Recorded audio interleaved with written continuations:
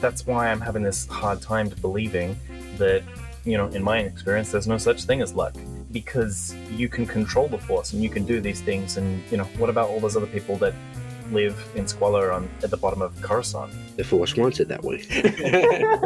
Hello there, you found the Lost Holocron, an ancient artifact of lore and legends from a galaxy far, far away.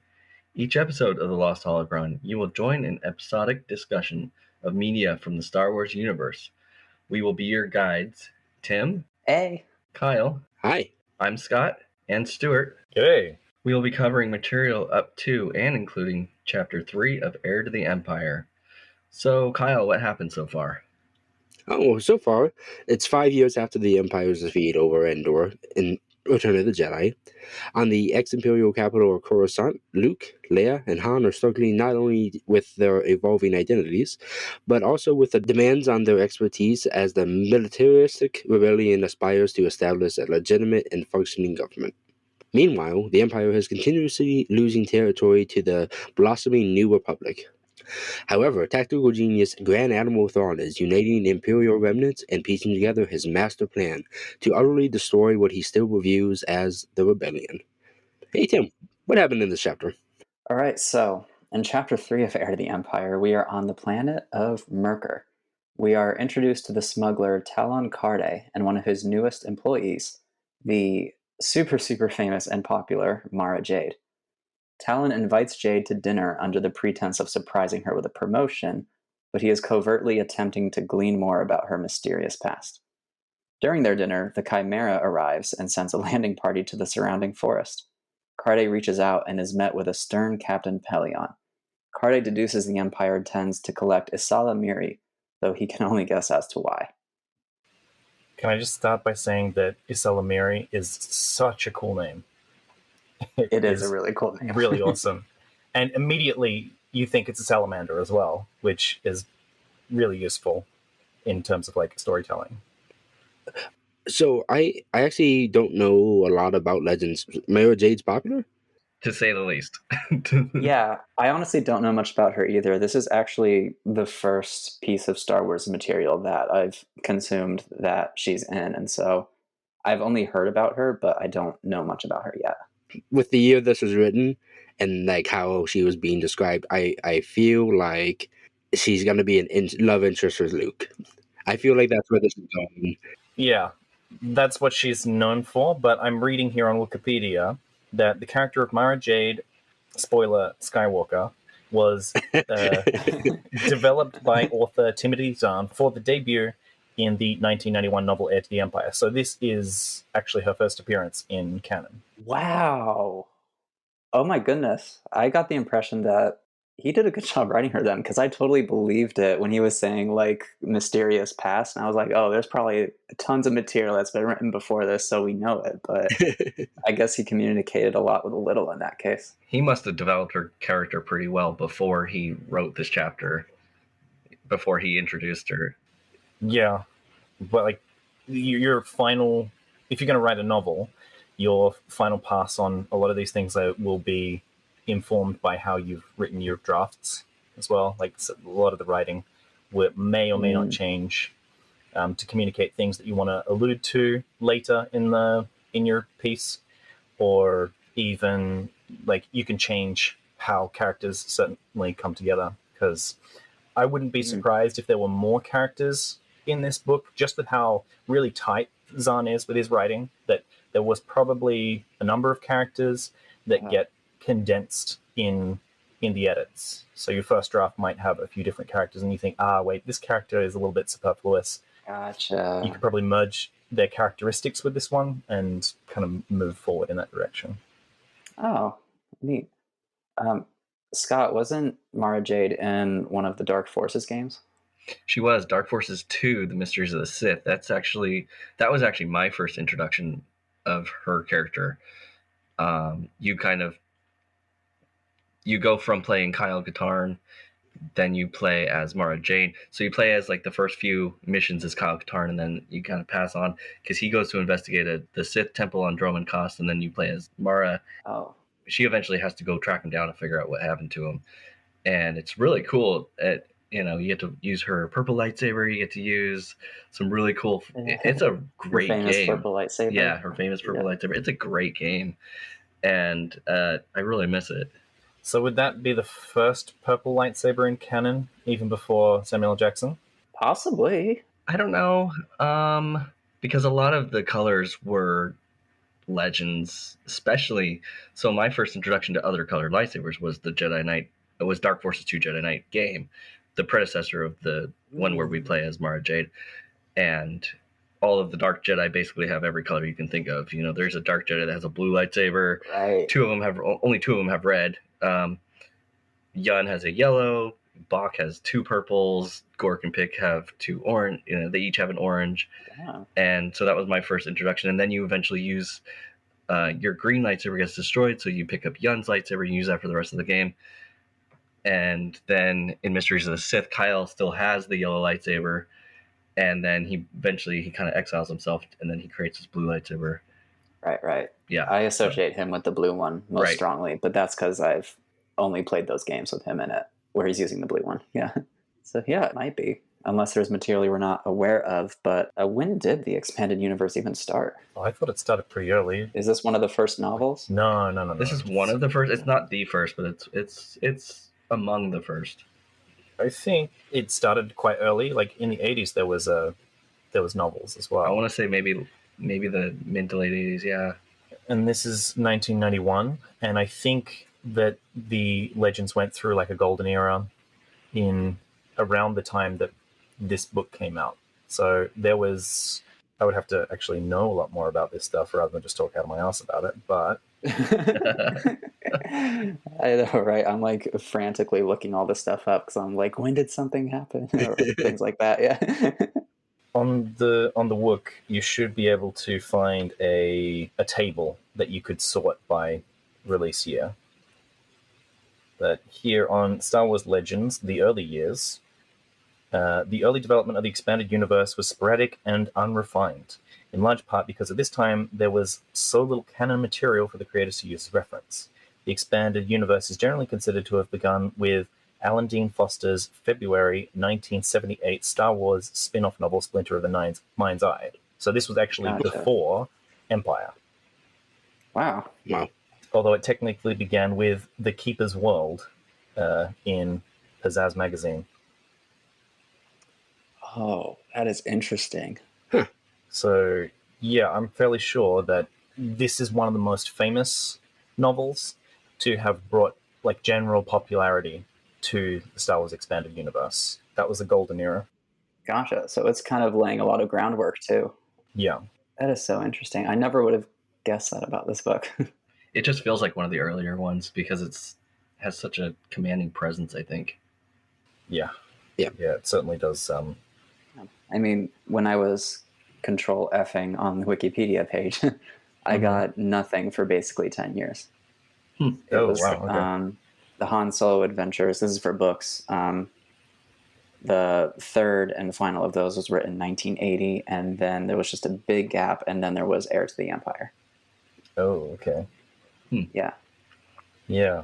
Here it says, the Star Wars fiction flourished during the time of the original series, 1997 to 1983, but slowed to a trickle afterwards. In 1991, however, Timothy Zahn's celebrated Thrawn trilogy debuted, sparking new interest in the Star Wars universe. Since then, several hundred tie-in novels have been published by Bantam, Spectra, and Del Rey.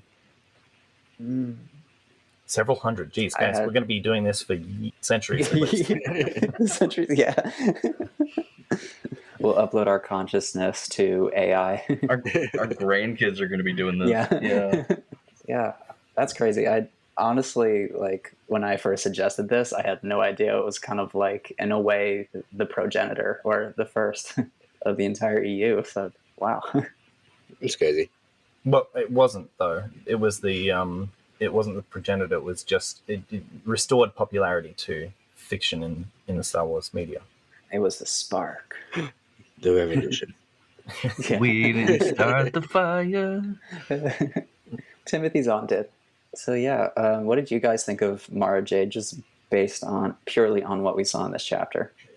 It's very interesting getting this in 2022 after the hashtag Me Too, because it definitely has the power harassment written all over it. From you call him Karrde? I was calling him Card You might be the right. entire time. What is it? What do your books say? It says card. Talon Karrde? Okay. Oh, wow. Card, like playing cards, C-A-R-D. Card. Or maybe I'm right and you're all wrong. Maybe. We'll have to get Who Zahn knows? to. We'll have to see. Yeah, we'll have to see how Zahn Yeah. pronounces it. Yeah. But yeah, I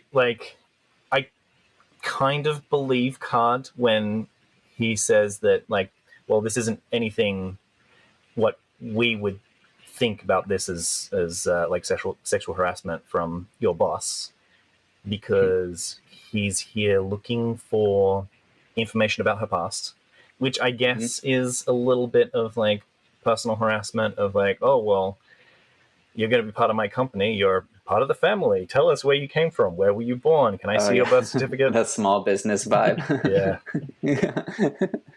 We're a family-owned smuggling operation. So yeah, it's got a little bit of like toxic work vibes Yeah. all over this, but Yeah. Yeah, I wouldn't want to work for Card. I think in the chapter wasn't the word grooming used. That's right, it was. I remember that. Yeah, it was. Yep. that's It was. very appropriate, but also very uncomfortable given the past 30 years. Yes. Yeah. Grooming definitely has a new connotation to it. Mm-hmm. Yeah. No one uses groom for like persistent employment anymore. No, Yeah. not at all. Mhm. First we get Thrawn's bigotry, and now we get Card's sexual harassment. Unfortunately, I think groom is a very good word, though, for particularly if you're training somebody to do something, to fill a role of power or something. Like, there needs to be a new word, because that gives a What about very the word Just say train. or Right. vet? train. Yeah, What about the word Yeah. vet? because right. grooming just makes it sound like they're a subordinate, like a pet. Yeah. It's Yeah, inherently yeah. dehumanizing. Yeah. Mm-hmm. It is. Yeah. Okay, yeah, all right, I'll concede that. You have to give me your list of synonyms, though, because I use it in my novel. So We'll just grab a thesaurus then. But yeah, Card did seem like a pretty savvy guy. yeah, do you think he's closer to Han Solo or Lando Calrissian in terms of like his smuggler personality? That's the spectrum right there. Yeah. Right. I kind of got a in between vibe from them. Yeah, I- maybe I- leaning slightly Han. I was thinking leaning Slightly more toward hard. Lando just by Oh. like the way he was like serving dinner. He definitely feels like he has Yeah. more professionalism to him. Yeah, True. very True, suave. definitely. Yeah. Yeah. But I think he's also got that go-getterism that Han has. That, Yeah. well, I don't know. Isn't Lando a real go-getter, though? That's a good question. I don't think he quite is, because I get the impression that he's already got you. Uh-huh. Because he's just that charismatic. Han kind of feels like a shoot first, ask questions later guy, and Lando seems like he plans things better. Yeah. Yeah, okay, that's the best. Yeah, unless he's making deals with the Empire. Han Solo definitely has to shoot his way out of more situations than Lando Yeah. does. Yeah. In the what is it, the visual dictionary for the original trilogy, they're pointing out that he's got a winning smile on his character profile. Because he does. Props to Billy D. Williams and his amazing set of teeth Yes. His amazing set of everything. and well-groomed mustache. Yes. He's the cool side of the pillow. Big Family Guy reference. Yep. I think Peter flips his pillow over and Billy D. Williams is just there. Whispering to him or something in his sleep. Really? Yeah. Yeah. Like his Yeah. face is there. He's like, looking to the cool side of the pillow. Oh my god, that's excellent. Let's just do an episode on Billy D. Williams. What a great actor. Yeah, for real. Seriously. You're gonna have to tell me what his filmography is, though, because I don't think I've seen him in anything other than Star Wars. I only know of Batman other than this. There was a movie with I think Tim Meadows that he was in. I think it was something to do with SNL, like an SNL movie, like a sketch they turned into a movie. I forgot the name of it, but I think he was in that. Yeah, I can't recall what that is. And then of course he did the Colt 45 commercial, the commercials and the everything. So yeah. Most famous for. So yeah, Talon, I guess, probably does lean a bit more Lando then, but I feel like he's not as finessed, not nearly as much. No. Yeah. Yeah. Well, in the last chapter, we got the description that the smugglers are driven by two things, profit and excitement. So I think that that is supposed to have a little wink at his character there. Because they definitely had a lot of cat and mouse over this chapter, and I quite liked the Yeah. give and take that Karrde had. It was a neat conversation. Yeah. Him and Palaeon as well were a wonderful conversation there, talking about the subtext of value and costs and stuff. Yeah. It's I really appreciated how smart Talon, his name's Talon, right? Talon Karrde. Talon Karrde, Yeah. yes. How he associates a cost with everything that is not necessarily financial. And I think Which I think is stupid, but if he rolls that way. I really appreciate that on the other hand, because it is true. Everything has a cost associated with it that you can cash in someday, as he says. And you might not want money, you might But what's he going to get out of the Empire? Well, he wants to be in their good graces, right? To not suffer an orbital bombardment. Right. He doesn't want to get dead by them. But why? I mean, they're just a remnant. How big are they exactly at this point? They still got lasers. They still have big ships and lasers. I think at some point they said it's about 50-50, the territory between the New Republic and... Okay. Seems like it. Yeah, it really does. Okay, Yeah. then I understand that then. He probably has his own dealings going on with the New Republic as well, Right. playing both sides. Yeah. But he seems to be a bit more interested in the Empire. Yeah. Yeah. I mean, they seem to have like a historical precedence to be ruling, whereas the thing about the New Republic is that they've been a rebellion, and I think I mentioned last time, they didn't win by political victory, they won by explosions, so Yeah. Yeah. not a really good foundation for democracy. Nah. Talon Karrde at this point is kind of supposed to be in charge of Jabba the Hutt's empire Yeah, as that well. was the last one. But he's trying to keep it on the down low, and he's That's right. he kind of It's took mentioned over. in chapter 2. He kind of took over without a whole lot of people knowing, or without a whole lot of like showboat and everything. He was just real quiet about it, hush hush, and doing it kind of in the shadows. So that's why he's... Yeah, he wants to keep that from the Empire as well. They don't want to draw any attention. Yeah, you probably wouldn't want to draw the attention of the Hutts either. That would be a very hard place to be. That dude's in a tricky spot. Yeah. Yeah. I imagine it's hard for the Empire to earn money at this point from themselves. Like they can't do it easily. Yeah. I think it's definitely more difficult. Yeah. Can't really tax anymore. Yeah, right. Well, they probably could by force from some areas that they still have control over, but Get protection money. exactly. Yeah. They're just another organized crime faction at this point. They're so severely weakened, and they can't risk putting themselves out there too much. I also imagine they can't spread their numbers too much either. They gotta try to keep what of their forces together as much as they can. They can't fight on as many fronts as they used to be able to. No. Everyone's in a precarious position, it seems, at this time. Yeah. Not just the New Republic and the Imperial Remnant, but Karrde as well. Yeah.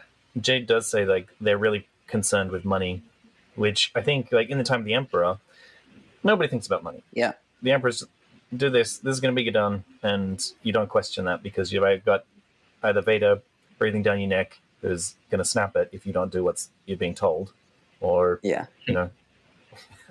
I'm sure that there was a lot of subtle threats from the Emperor that I'm not sure that they would have known that he was a Sith Lord, or that he would have fried them or Yeah.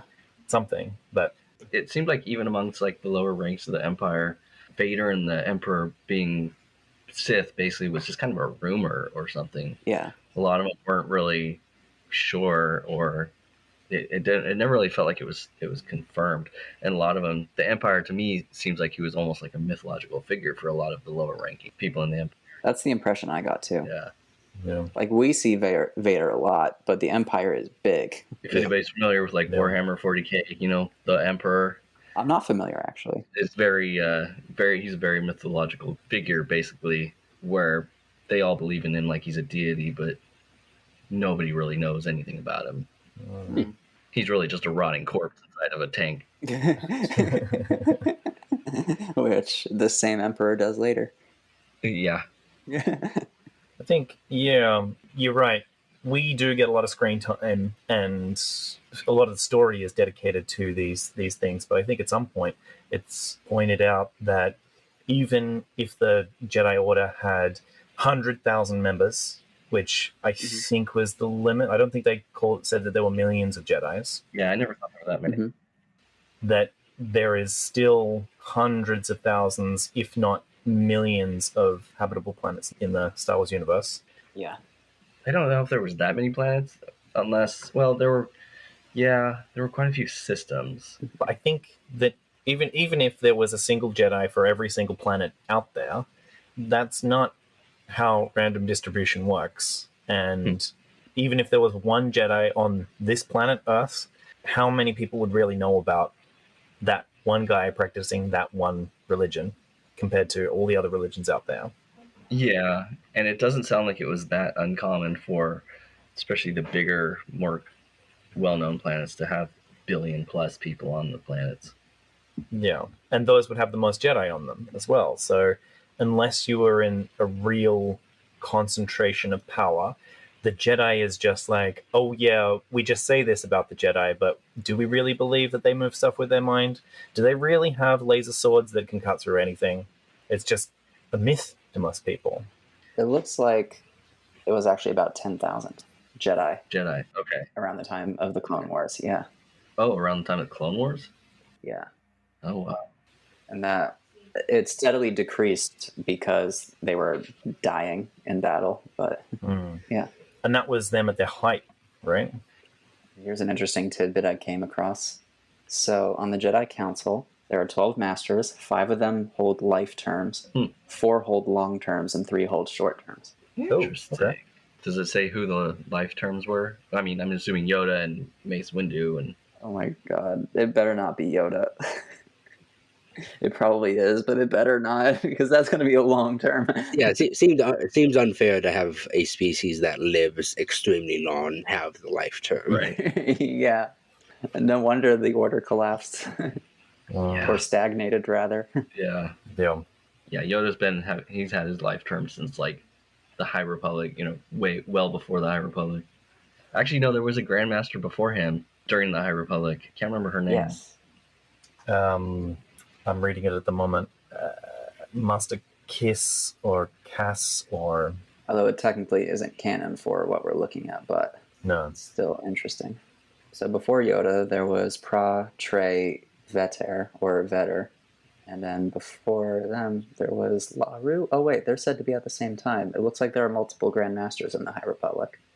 Oh. Oh, okay. The source is a behind-the-scenes exclusive, so yeah. Can't get more information. But anyway, it's not relevant to our universe. Right. We're in Legends. We're the lost holocron, not the found one. Right. Yeah. Exactly. Yeah. So, do you guys think Jade is from Endor? From Endor? No. Or why do you think she was so upset by the pre-Endor Empire? Oh, I don't think that she was upset. No? Oh, what do you think?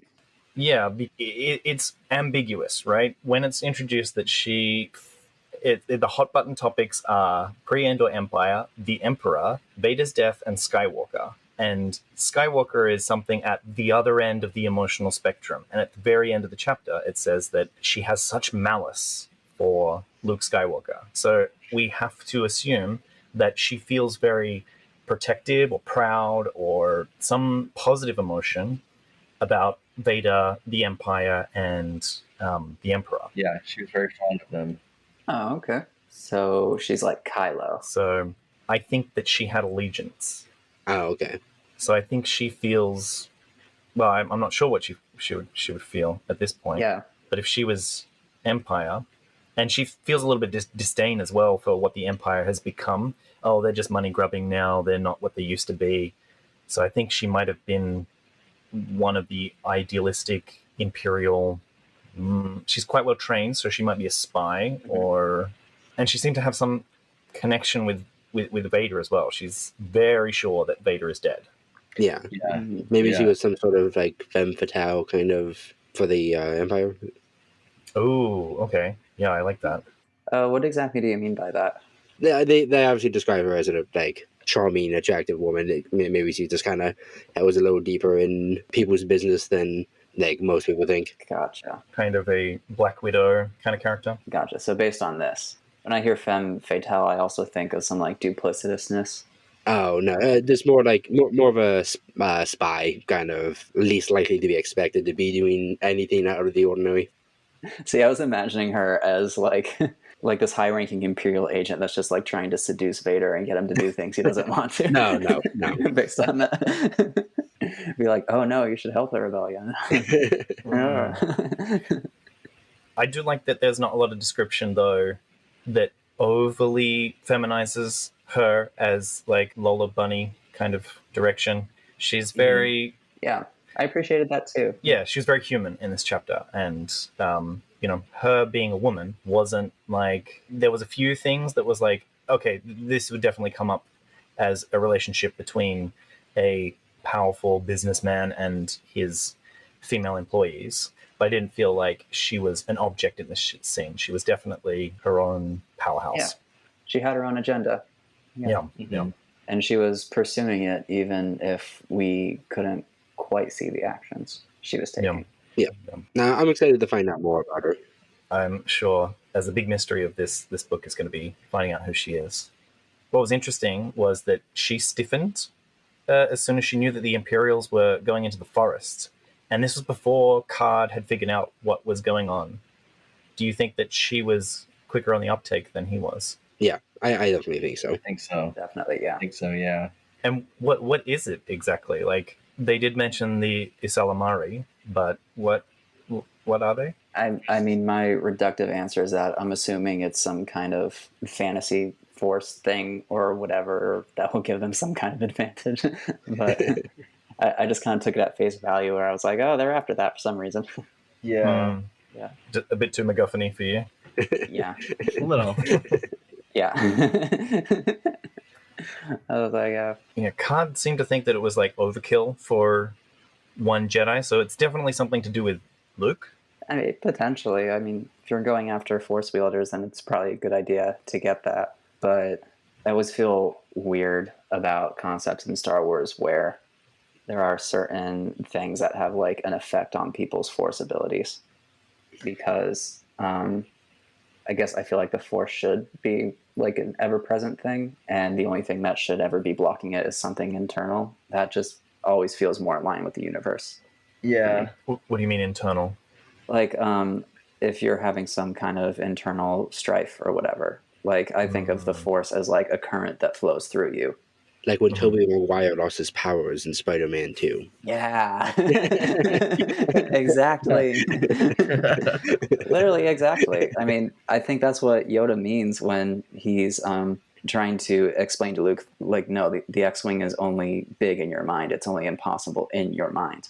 Like, it's an internal block affecting his abilities. Yeah. I think people typically take like a pretty martial approach to the Force where it's all about like training, going through exercises, and I don't think it's really quite like that. It's a lot more emotional, yeah. Yeah. But if you do a little bit of research on the Isilmari, so one of their main predators were the Bornskurs that Karrde actually has. He has 2 Bornskurs, which are like dog-type creatures. Oh, okay. Is that the thing that he was feeding the dinner to and Yeah. told to get out of the office? Yeah, Sturm and Drong, which I thought was cool that they're both named Sturm and Drong. But Yeah. so they're natural predators of the Isilmari, and they, well, according to the Wikipedia page, they have some sort of force ability to hunt. What? And the Isilmari have, What does it mean? I don't quite understand it, but the Oh, Isilmari have evolved this bubble to repel the force, but to basically hide themselves from the Bornskurs. Oh, so that's what they're after them for. So it's kind of like these guys have heat vision and they just create this kind of heat bubble that makes them blind in areas. In a way, makes them like a cold bubble, I guess. That frustrates me. I'm sorry, guys. I don't like that concept. I mean, I definitely have a lot more to say about that in chapter 4. I'm not in love with it. Yeah, we'll have to see how this progresses. Do you guys know what the toupee fallacy is? No, what's that? Like toupee, like hairpiece toupee? Yeah, like a hairpiece. Okay. And let's pretend that you can guess when somebody is wearing a toupee, and every time somebody walks by, that's a real hairpiece, that's a real hairpiece. Okay, no, this one's a fake. How do you know internally whether or not you're missing things that go by? If a toupee is so good that you don't pick up on it, you only get your positives in your understanding. You don't know about all the false negatives. Okay. This is a concept called the toupee fallacy. And I think it relates very strongly to how Karrde mentions about luck, that what most people call luck is often a little more than raw talent combined with the ability to make the most of a good opportunity. Like, yeah, that seems good that you can see that in every positive outcome, right? You've got a lot of true positives, but you don't see your false negatives. No, you don't. Yeah. So it's a kind of self-fulfilling prophecy to believe that. And Yeah, I mean, it helps. I have a very hard relationship with luck and the Star Wars universe, because a lot of people are saying, oh yeah, well, luck is just the Force. But is that just what people in lucky positions feel is true, because that's what their religion tells them is true? Or I mean, yeah, that sounds about right. how do you guys feel like luck and like the will of the Force relates in Star Wars media? Well, when something like the Force kind of has, it kind of seems like it has its own will in the Star Wars universe. I feel like things like luck are kind of non-existent, because sometimes it's just like, oh, the Force wanted this to happen, so it happened. Yeah. Because the Force is a very real entity. Right. At the same time, though, people seem to pursue their own objectives by their own will, so maybe it's a mixture. That's why I'm having this hard time to believing that, in my experience, there's no such thing as luck, because you can control the Force and you can do these things, and what about all those other people that live in squalor at the bottom of Coruscant? The Force wants it that way. Yeah. What do you think, Scott? I don't know. I mean, I think luck is sometimes luck happens to people, like a winning lottery number, but because I don't feel like I would have any control over that if I won Mega Millions tomorrow, I feel like that would just be luck. Yeah. But is it some kind of pre-chosen destiny, like some kind of crazy entity chose me to win the Mega Millions? I don't know. And if so, how do I get in the good graces of this entity? Exactly. I think luck in the Star Wars universe is just a case of competing agendas, where, I mean, in our universe in real life, I think it's just competing agendas of all humans and an element of random chance. But in the Star Wars universe, it's competing elements of all humans, not just humans, life forms, and then some random chance, and then the Force as well. And the Force just happens to be a pretty powerful influence on things. Right. I mean, looking for a good opportunity is the best way to gain your chances in the best way, but there's always that X factor, and ultimately nobody knows anything. Do you think someone in the Star Wars universe would be lucky to be Force sensitive? That is a very good question, actually. It depends on the situation. What kind of situation do you think it would be unlucky? If you're Force sensitive during the Purge, Oh, right. Well, yeah, Yes. true. yeah, But- you are not lucky. No. Yeah. Yeah, I think, as you said, Tim, that the way that I see luck in our universe is that you have particular probabilities that are set about by, I don't know, if you take Laplace's demon approach to, you can't know everything, and if you did, that maybe the chance of things happening tends to either 0 or 100%.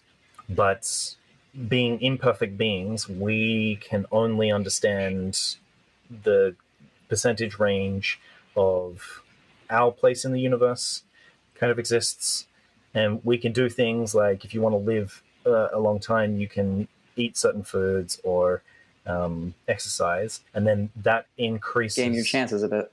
Yeah, but like that's Yeah. still just moving a probability distribution. Yeah. It's not moving a particular probability, just Oh, no. distribution. And I Yeah. feel like, of course, fiction is something completely different. Yeah. Because we want certain outcomes. As far as we know, we don't have a writer to contend with. Right. Yeah. There's no plot armor for us. No. That would be one of those things to send somebody to the store for is elbow grease, lighter fluid, and some plot armor. The left-handed screwdriver. Ask the guy in the back; he'll know what you're talking about. Yeah. Get some blinker fluid. I had a guy trying to be funny one time. He's like, "Hey, where's your right-handed hammers?" I was like, "Oh, they're over there with the left-handed hammers."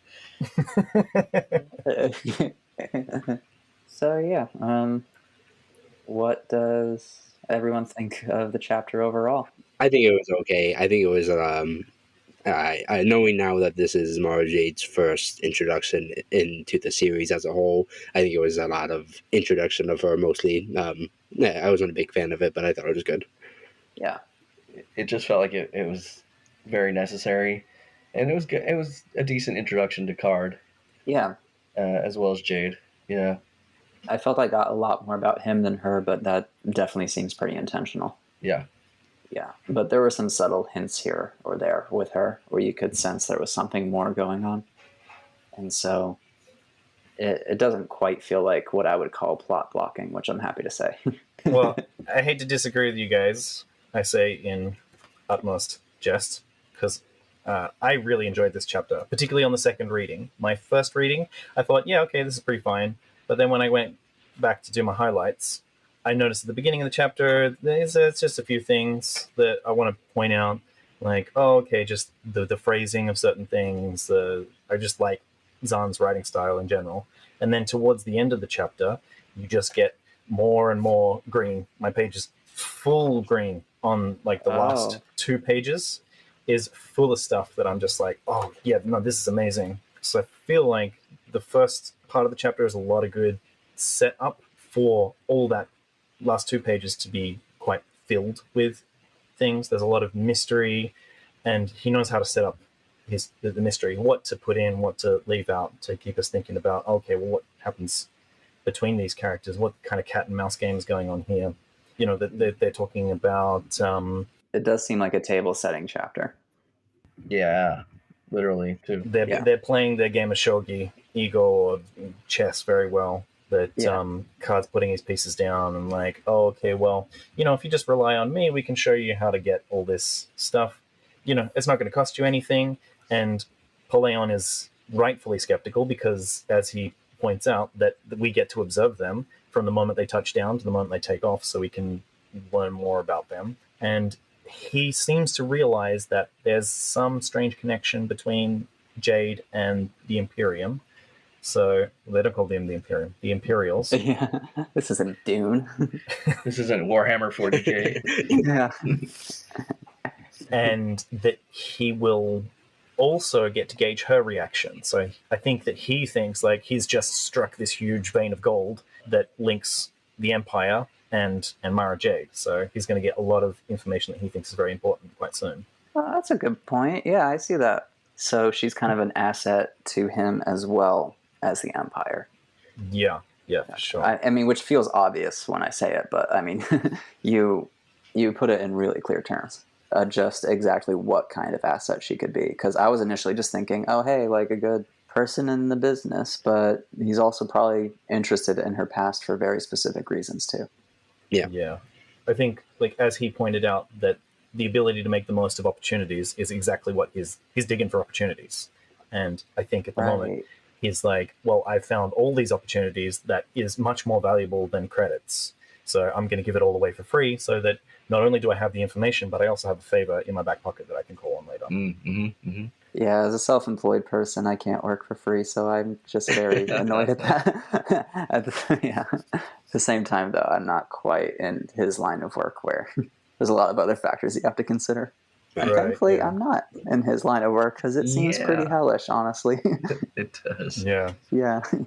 The only part that I'm really disappointed with this chapter is the line when Paleon says that your generosity will be remembered, and then I felt like that was pretty good. That the next phrase was, there was no mistaking the twin edge to the words. And I was like, oh, yeah, nice little bit of subtext then. And then it continues on to say that if Karrde was planning to make some sort of betrayal, that too would be remembered. I'm like, yes, that was the subtext that you just implied. Like, why did this get past the editor? It was so good up until you just... I thought the twin edge of your generosity will be remembered was not only is that she's generous, but like being generous is kind of a show of weakness a little bit. Oh, yeah, okay. Ooh. Okay, so it could be a threat in two different ways then. Right. I figured it was like, oh, you're very generous. I could take advantage of that. Yeah, I'm just imagining myself right now getting taken advantage of by a new client in that exact situation. You're awfully generous, Tim. No, my skin crawled hearing you say that. Yeah, overall, this was a pretty good chapter. It set up a lot of, especially these two characters. And I really like their interaction here. And I can't wait to see more of their interaction. It's really interesting to me to see if Karrde knows about her past. But this has been The Lost Holocron. You can find transcripts, links to discussions, and more at our website, lostholocron.com. While you're there, you can learn how you can support the creation of future episodes. Read on, and we will be waiting for you in the next transmission. We would be honored if you would join us.